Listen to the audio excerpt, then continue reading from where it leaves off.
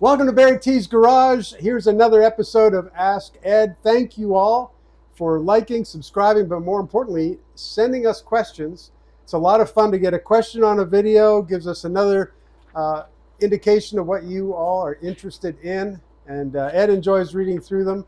And we're going to enjoy another little session answering questions here with Ed.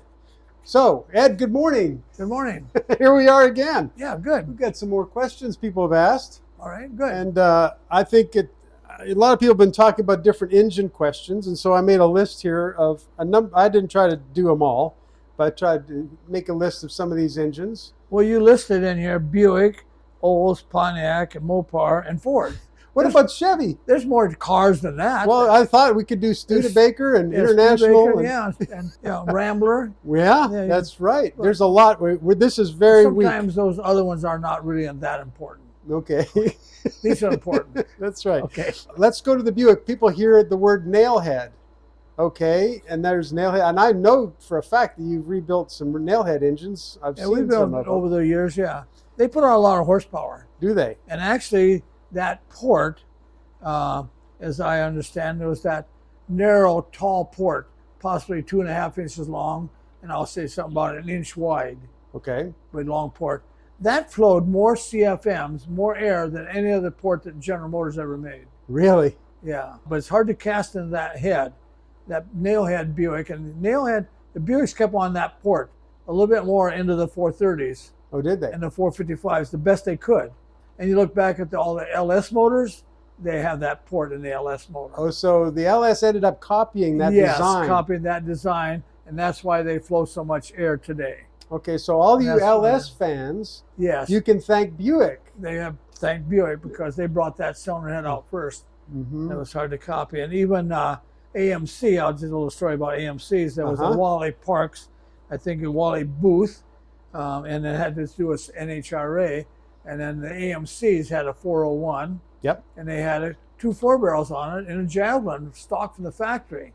Oh, wow. And that was the times they actually could modify the head all you wanted to. So then some of the guys that had more time on their hands than they did anything else, they took a cylinder head and cut it off at the bottom of the port. Okay. And then they cut the other head off on the top of the port, and they glued the two together. What was the purpose of that? So now the port was 1 inch or something and about 4 inches tall. Oh, they made it taller. Taller. Okay. And that car flew. It had lots of horsepower. But it was a one type thing. Or they may have been a couple, 3 or 4 of those heads, but special intake to fit it because instead of a 3-inch port, it was a 4-inch. Right. And that car was extremely fast. They won some races and everybody was excited to see that car, but that's one of the things about it. So that goes back to the flow, just like the Nailhead, I guess, having that longer flow. Yeah, flow. And the flow, a lot of times, is not necessarily big is better. And it's the speed of the air.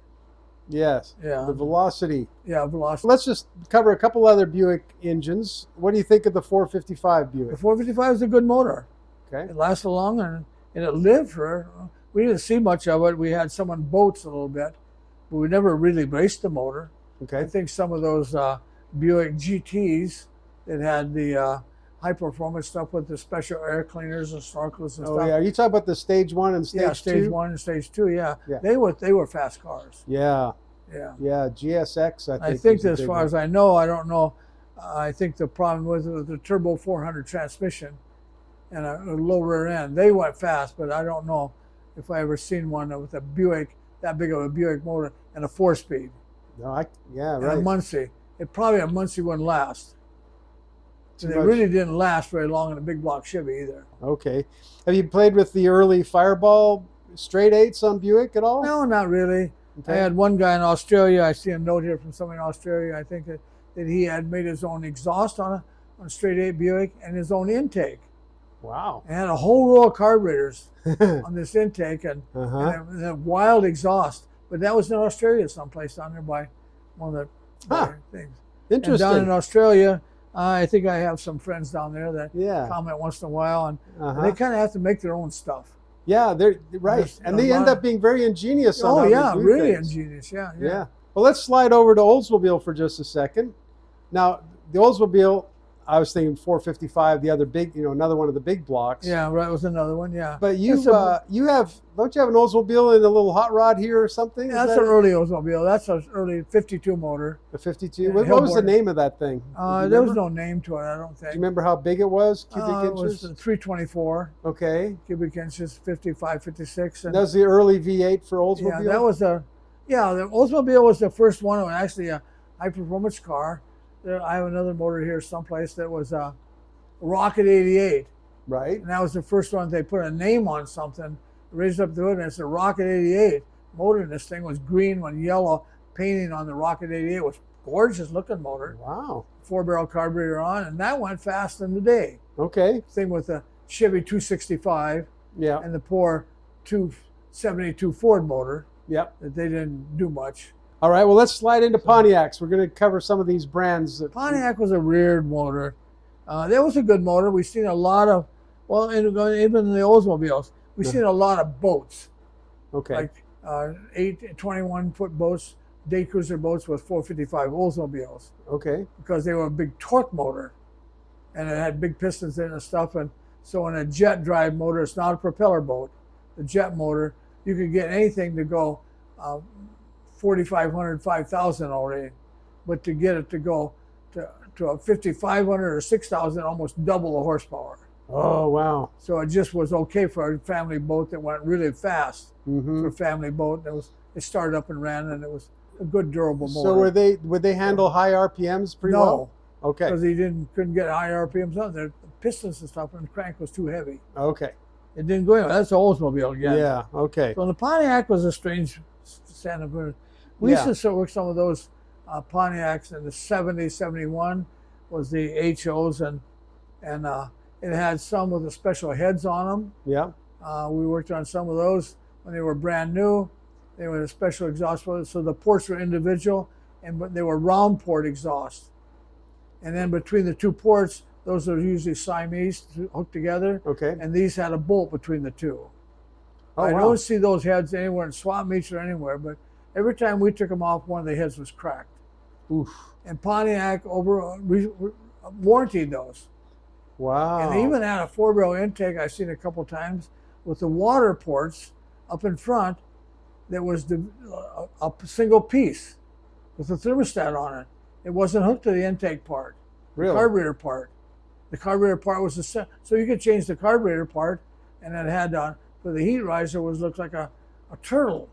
Okay. That was under there with a hooked on exhaust on the exhaust port on this side, exhaust port on the other was a shell underneath there that didn't hook to the intake either. It was a 3-piece intake. After that, we never seen any of those parts show up at swap meets or anywhere, so nobody talks about them. But so I guess the theory was with the exhaust coming together, too much heat or something like that. Yeah, something like that. Okay, and then we have the Chrysler motors, the Mopar people. There's some fans.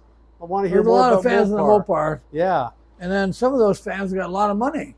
Yeah. They're spending a lot of money on those 426 cars. Yeah. And the Hemi cars and stuff. And some of them are okay and some of them are not. Yeah, okay.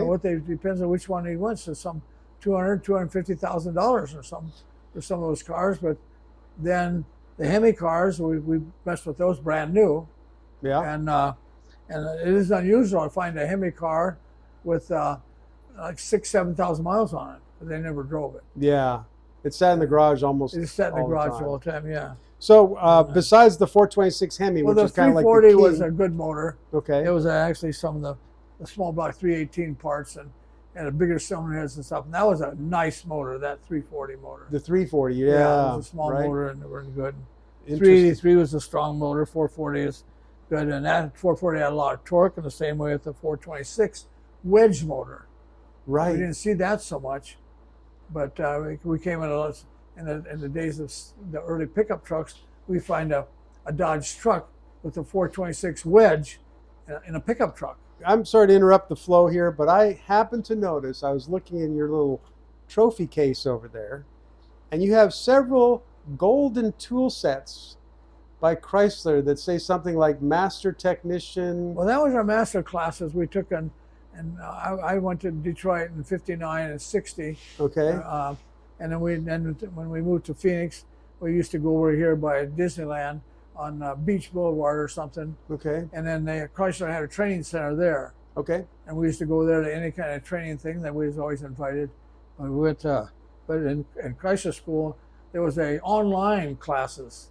Really? So they sent us to class, and then we passed the class to answer the questions in carburation or transmission or something. And then for your award for passing that class, they sent you this set of gold tools. Okay. And they were Bonte tools, I think. That was not Snap-on, but Bonte, and they were gold plated.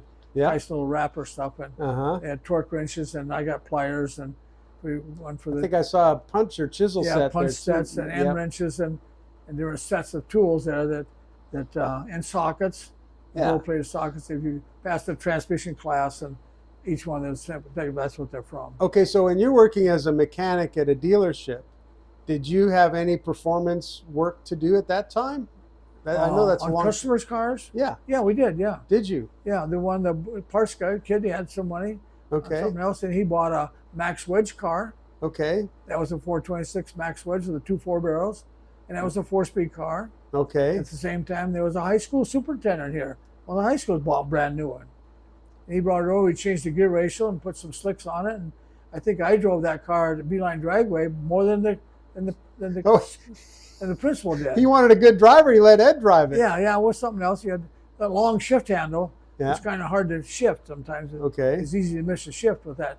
The handle, the gear shift handle was about 3 feet long. It's about 2 feet. They stole it out of a truck. Yeah. So we ran those cars, and then we were good friends with Bob Montana. He owned Chrysler Town and Country Plymouth over here. Okay. And he had 426 heads or cars, and he was quite a racer and really a nice guy. And he was hooked up with Chrysler. Okay. And actually, he had a building out behind the dealership, and on the things there, he had a nice building, and he had a bunch of 426 stuff, and they actually put a 426 Hemi in an Indianapolis car. Really? And he tried to race it at PIR, and I don't know if he ever raced it in Indianapolis or not, but the car was too heavy. Oh, yeah. Okay. And it didn't really produce anything, and he played with it and had fun. Okay. So some of the stuff. That's a lot of fun. In the 65, 66s. Yeah. 67, 68, yeah, something like that. Yeah. It was always fun. We're going into a little more weird territory because people have all these thoughts about Ford engines, because there's a lot of series of Ford engines that are a little bit, they're not quite as consistent as some of the other makes maybe, because they had the Y block, which we know about that after the Flathead, right? And then the Lincolns had some of their own, they had a different kind of engine block, I guess. Yeah. And then there's these different 335 and 385 families. What are your thoughts on all of that? On all these? Not Ford much, because we didn't do much with those. The Y blocks was always fun. Yeah. They came in Thunderbirds, and one of the neighbor guys had a 56 Ford station wagon, 3-speed overdrive with a 312 4-barrel and dual exhaust from the factory. Okay. And we used to race that a lot, and we'd go race anybody won the drag race, if his dad didn't know that, but anyways, but that was okay. Taking the family station wagon out to the drag race. Yeah, and I think that was one of the Steve Cito, and that's my high school friend. He still lives in Indianapolis, but it was his dad owned the car. Okay, that's fun. We used to race that a little bit, but anyways, and then you could turn on and get the 2 4-barrels off the T-Bird. Okay. And then put those on any of the rest of them, because the manifolds all fit the same. Okay. And it was fairly easy to put a camshaft in it because they were always solid lifter motors. Okay. The lifter was a mushroom type lifter, so it was a round washer with a stem on it, the lifter. Okay. And so they could never get a hydraulic in a Y block. Okay. It was just impossible. It was always solid lifters, and you could change a couple of things like that on them. And there wasn't much high performance available. There wasn't any extra bigger change of rocker arm ratios or anything like that. It just wasn't a car that an engine that produced very much. Yeah. Okay. I remember the first time I think we messed around with it was sprint cars. There was midgets and sprint cars and this Y block and a few of those. But then the first one we ever seen was a Chevy V8 come out there, and we never seen a Chevy V8 like that one. And I think he had Hilborn injectors on it. It must be the first set they ever made. And I remember he came out there on the track, and the guy supposedly lived a mile or so from the track, and they said, "What do you got there?" And the announcer would say, "What's this guy doing with this Chevy motor in this car?" Right. And he said, "You have to put a number on it says, you can't race with a number, so he put some duct tape on it. And Yeah. I think he started last because he couldn't get it to run right. Okay. Popped and banged a little bit to get the magneto or whatever he was doing with it. And Yeah. he started to race in the back, and I think every lap he passed 4 cars. At the end of the race, he was about a lap ahead of everybody. And so that pretty much ended all the midgets and the sprint cars and the Y blocks and the Ford family. They weren't in sprint car racing after that, I don't think. Yeah. Okay. That was kind of funny. That was, okay. Yeah, made our eyes light up too. Well, I guess that got your attention. Yeah, it got our attention. Yeah, it was funny. Okay. But the other ones are Flatheads. They're still there around, and and you do Lincoln Motors. Lincoln Motors didn't do much. They had some 430s in there, and this family here, this 383 Mercury motor and stuff was about some of those first ones were half 390 motors and half Y block. Oh, really? Yeah. If you looked at them and said, well, that's a Y block intake, but it's got the exhaust of a 390. Interesting. So that was a weird duck. Yeah. And some of them were Turnpike Cruiser motors. I think that was the 430 family. That sounds right. And they had aluminum valve covers and 2 4-barrels. It was quite a big motor. Yeah, right. Sure put all ours, but the cars were heavy then too, Lincolns. Yeah, right. Well, speaking of Ford, this someone wrote in, said on an FE engine, what do you recommend as far as a good aluminum head and intake? I don't know if anybody makes an aluminum head for it. Is that right? If they do. You're not familiar. Yeah. That's after my time. Yeah. Yeah. Okay. And intake the same way. I don't know of any accessories like that on there. All right. Well, the next question, we have several similar questions, so we may have to try to get organized on something. People keep asking about, you did a beautiful video with me on the small block Chevy oiling and all that. And there's a lot of people with the big block Chevy that feel left out. Yeah. And maybe we'll have to try to do a video sometime. Yeah. I don't know, but there's not much you can do with a big block. Okay. Besides a little porting around the oil filter, like the other one. And then I do like to, one thing is clean up the oil patches again. It pretty well oils. You don't really have much trouble with the big block oil rod bearings and main bearings and stuff. Okay. But on the stock 454, when I do one of those, I like to put a freeze plug in the back of the rear main bearing cap. So then they drilled a hole through the side of the block. It goes through the side of the block, goes through the oil filter, and goes into the main bearing cap. Cap, right. Yeah, cap. Okay. That hole is exposed. And that's 80 pounds of oil pressure, or whatever you have. Right. So that is, small block's not this way. It is, but you can't do nothing about it. Okay. And in that cap, on the big block, you can drive a freeze plug in that hole. Oh, okay. And other than that, 80 pounds of oil pressure on the backside of the main bearing pushes that main bearing out on the crank. Okay. Like a little hydraulic plunger. Right. So we don't like that. Okay, yeah, you don't want to have that pressure against it. So that it. small plug, maybe around a half-inch hole in there. And you can, and the big block's thick enough that you can put that freeze plug right in there and then put the main bearing right over it. Okay. It stops that. It doesn't have, okay. You don't have any effect on anything when the oil will be fine over it. Interesting. Other than up in front around the timing chain. The first big blocks, when you shut them off, you start them up, the valves clicked. Yeah. On the 396s and the trucks and stuff. And so General Motors had a bulletin come out and take the camshaft, the upper timing gear off, and drill a hole in the freeze plug. A teeny hole in the oil galley. So there's a freeze plug in the front of that oil galley. Okay. And drill a teeny hole in there and lets the air out of that oil passage by the lifters. Oh, so there'd be like an air bubble or something? Yes, and it would bleed that oil out. And just that fine hole in there would squirt oil on the timing chain too, which is all good. Yeah. And so that stopped that lifter clicking. Interesting. In the morning when you started up. Wow. But that's about the only thing I can remember, that big block. And yeah. When we first got those, we couldn't get the automatic balancer off. Really? They were so tight on there. I don't know who put them on there, but I've taken a cutting torch and cut them off.